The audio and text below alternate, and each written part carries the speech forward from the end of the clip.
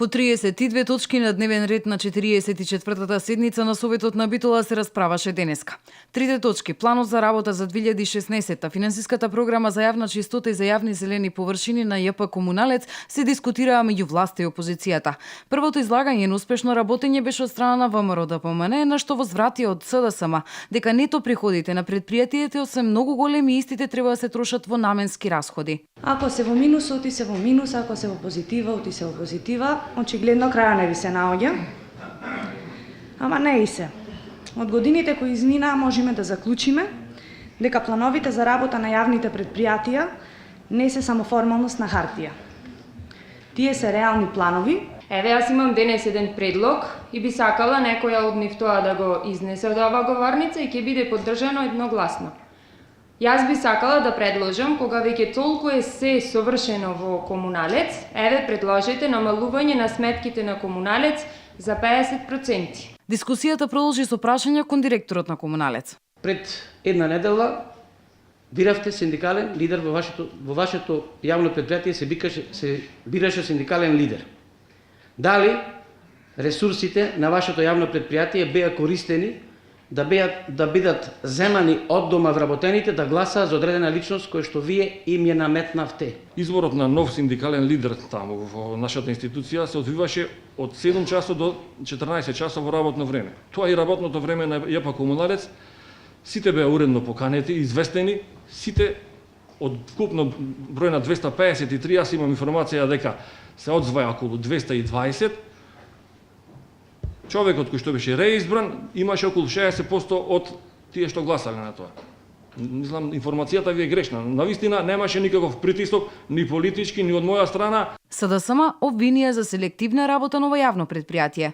Крлешки, некои слични работи беа внесени, до одреден момент почна да се монтираат и надлежните луѓе кои работеа на случајот добија позив дека треба пред монтирањето, односно веќе започнало монтирањето, да ги повлечат, да ги преселат во друго село.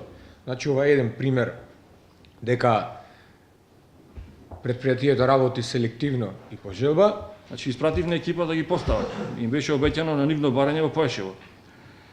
Таму има комплетна реконструкција на школото, мислам дека во финална фаза. Но ќе има, кажа, и реконструкција на дворната површина. И побареа мештаните, додека не се заврши реконструкција, да не се поставуваат реквизитите. Ги пренасочивме во друга рурална средина. Тоа е вистината. Ќурчиевски изнесе споредба на ова предпријатие во 2005-та и сега, на што додаде дека со децентрализацијата ова предпријатие инкасирало на годишно ниво пари што било нормално да работи добро. Комуналец е добро предпријатие, затоа што заради објективни или субјективни причини општината и ние граѓаните му дозволивме да инкасира дополнителни 40 на милиони денари приход дополнителен. Ете, затоа е добар Комуналец. Не затоа што се успешни Јовко и Зоран. Дека не е до директорот, дека не знам до што е. Добро, не е до директорот, можда што до граѓаните може би. Имаме стварно најдисциплинирани граѓани во државата, во однос на плаќање на сметките, највисок процент. Може би не е до мене, може да е до граѓаните. Ќурчиевски и Соклевски се сопнаа при термините профит и добивка дали се исти пошто излезе кавга. Тука колешката Карапашовска ќе каже. Малку ми се подсмевнува, нема гајле. Значи, приход...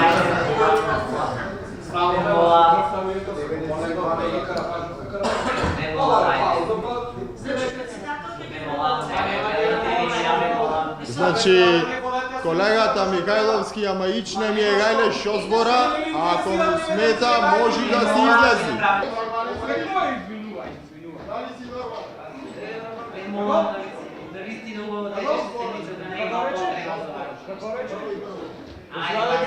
Полиција ми се стил, веќе не ме ги бе. Пренесе не ме ги бе.